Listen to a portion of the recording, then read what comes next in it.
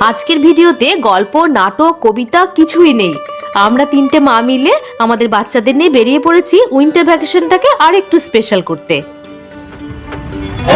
এই যে ফর্দা বের করেছি, আমরা সায়েন্স সিটি যাচ্ছি, রাস্তা চিনি না, লিখে দিয়েছে কাগজে, পড়ি দেখি কি করে যেতে হয়।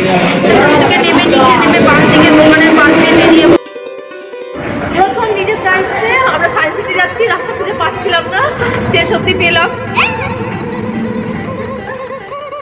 সায়েন্স সিটির বাইরে বাচ্চাদের খাবারের টুকিটাকি জিনিস কিনে নিয়ে সায়েন্স সিটির ভেতরে ঢুকে রোপওয়েতে চড়ার জন্য টিকিটের লাইনে দাঁড়িয়ে পড়লাম। এই প্রথমবার আমরা তিনজন বান্ধবী মিলে বাচ্চাদের দায়িত্ব একা নিয়ে ঘুরতে বেরিয়েছি। এটা আমাদের কাছে একটা নতুন অভিজ্ঞতা। দীপশিখা রোপওয়েতে উঠে রিলস ভিডিও বানাচ্ছে। আমরা তো আগে মজাটা নিয়ে নিই, আপনারাও দেখতে পাবেন ও যখন পোস্ট করবে। আমরা কি এইরকম হাওয়ার মধ্যে লটকে থাকবো নাকি? দীপশিখার মেয়ে ছোট্ট জিজ্ঞাসা কখন আমরা রোপের উপর দিয়ে যাব। দীপশিখা রিলস বানানো, তারপরে আমরা সবাই মিলে একটা ছোট্ট গান করলাম। কখন যে আমরা রোপ জার্নিটা শেষ করে দিলাম বুঝতেই পারলাম না। এদিকে বাচ্চারা তর্কের মাধ্যমে ঠিক করছে সায়েন্স সিটির মধ্যে আগে কোনটা দেখা যায়। আর টুকু দীপশিখার সাথে কথা বলে বুঝতে পারলো তার সাজের কারণ।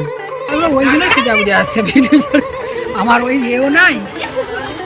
আর তুমি বুড়ি মানুষের মতো পিঠে কাঁধে একটা ব্যাগ নিয়ে মাথায় চাদর মুড়ি দিয়ে চলো। বাচ্চারা নিজেদের মধ্যে দারুণ এনজয় করছিল। ওদের পছন্দের প্রত্যেকটা খেলায় যেন এখানে রেডি হয়ে আছে। মা হয়ে যাওয়ার পরেও আমাদের মধ্যে যে একটা শিশু সুলভ মন আছে সেটা আমরা ওখানে গিয়ে টের পেয়ে গেলাম। আমাদের বাচ্চারা প্রত্যেকটা খেলা যেভাবে খেলছে আমরা ঠিক সমানভাবে তাদের সাথে পাল্লা দিয়ে সমস্ত খেলার স্বাদ নিতে যেন ভুললাম না। বাচ্চাদের পাহারা দিতে দিতে টুকু আর দীপশিখা দেখে নিচ্ছে দূরে দোলনাগুলো ফাঁকা আছে কিনা। আমার ভীষণ জানতে ইচ্ছে করছে, আপনারাও কি কখনো বাচ্চাদের সাথে এইরকম ভাবে সমানভাবে পাল্লা দিয়ে খেলেছেন?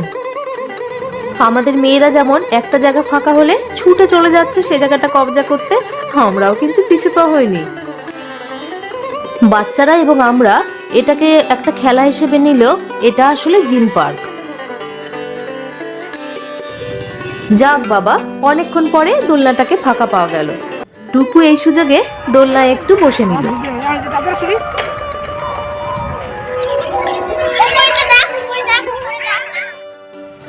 খেলাধুলার পর্ব শেষ হয়ে গেলে আমরা চলে গেলাম মিরার মেজ ঘুরতে।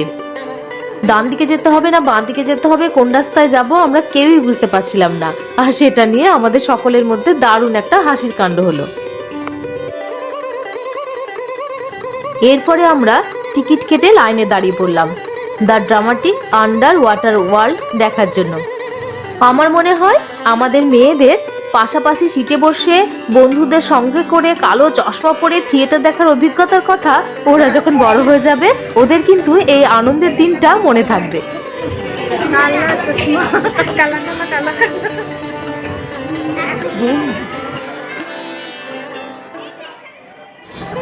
সায়েন্স সিটির ভেতরে প্রত্যেকটা জিনিস বাচ্চাদের খুবই উপভোগের, সেটা আমরা প্রত্যেকেই জানি।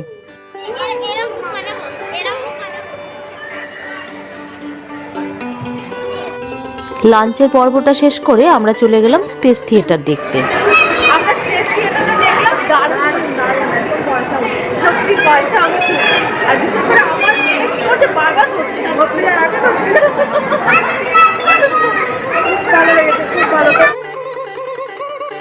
একটু এদিক ওদিক ঘুরতে ডাইনোসর দেখে বাচ্চাদের কি আনন্দ, আর ওরা সঙ্গে সঙ্গে বায়না ধরে নিল ডাইনোসর পার্কটাও দেখবে।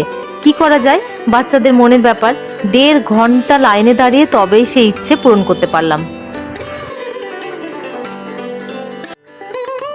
সারাদিন ঘোরাঘুরির পরে বেশ সন্ধে হয়ে গেছে, এবার বাড়ি ফেরার পালা।